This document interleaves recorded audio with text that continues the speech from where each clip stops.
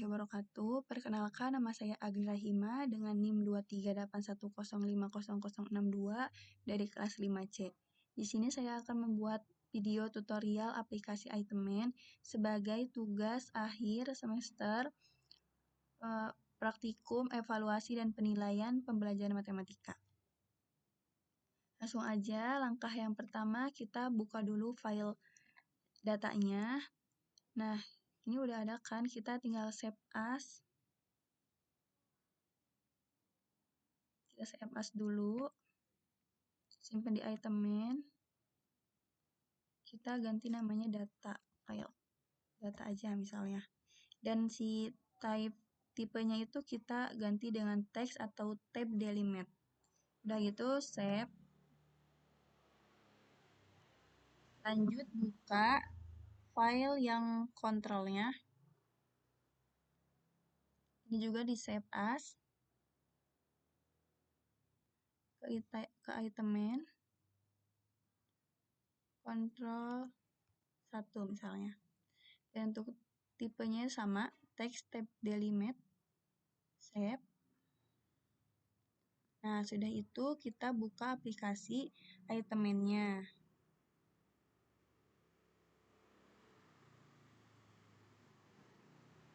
Udah gitu, kita pertama di select files dulu. Nah, untuk data matrix filenya itu pakai yang tadi udah di save tuh.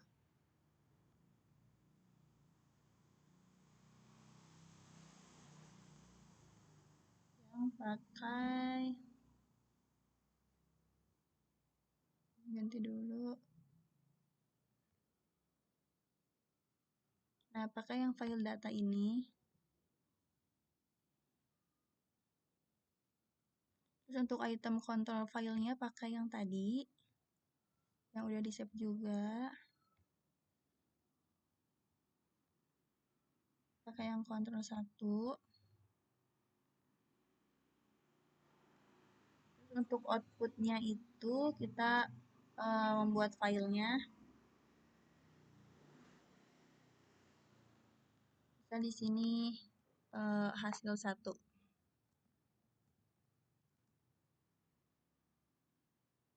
Save. Nah, terus untuk selanjutnya kita ke input format. Yang ininya kita ubah ke tab. Dan untuk ininya kita nonaktifkan. Dan untuk ini tidak usah diubah ya, udah otomatis. Lanjut kita ke scoring option.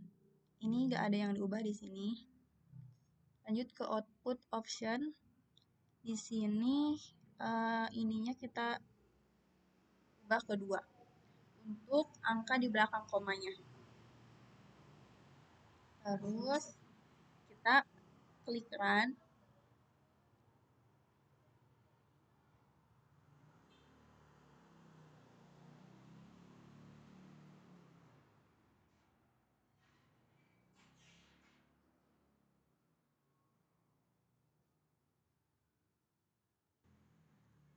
Nah, di sini udah ada hasilnya. Kita tinggal interpretasikan aja ya. Nah, jadi berdasarkan hasil analisis yang soal tadi itu, menggunakan item itu, dapat kita ketahui ada tingkat kesukaran, ada daya beda, ada keberfungsian distraksi.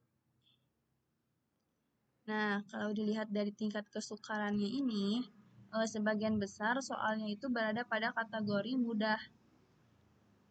Dan ada beberapa yang sedang.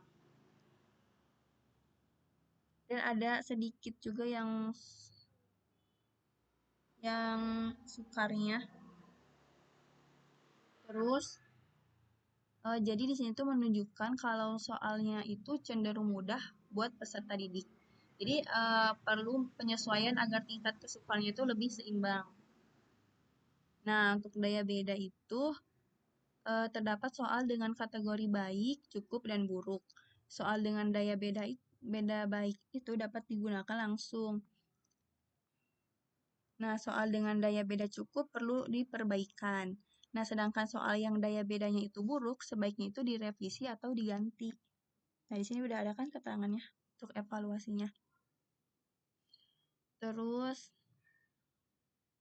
selanjutnya ada ini keberfungsian distraksi atau fungsi distraktor.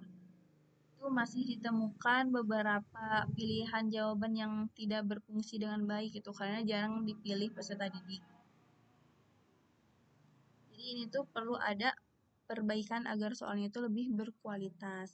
Nah, jadi secara keseluruhannya itu hasil analisis ini tuh digunakan sebagai dasar untuk menentukan soal yang dipertahankan, direvisi atau diganti. Jadi sehingga instrumen evaluasi itu menjadi lebih baik. Nah, itu interpretasinya. Mungkin cukup sekian dari saya, kurang dan lebihnya mohon maaf. Wassalamualaikum warahmatullahi wabarakatuh.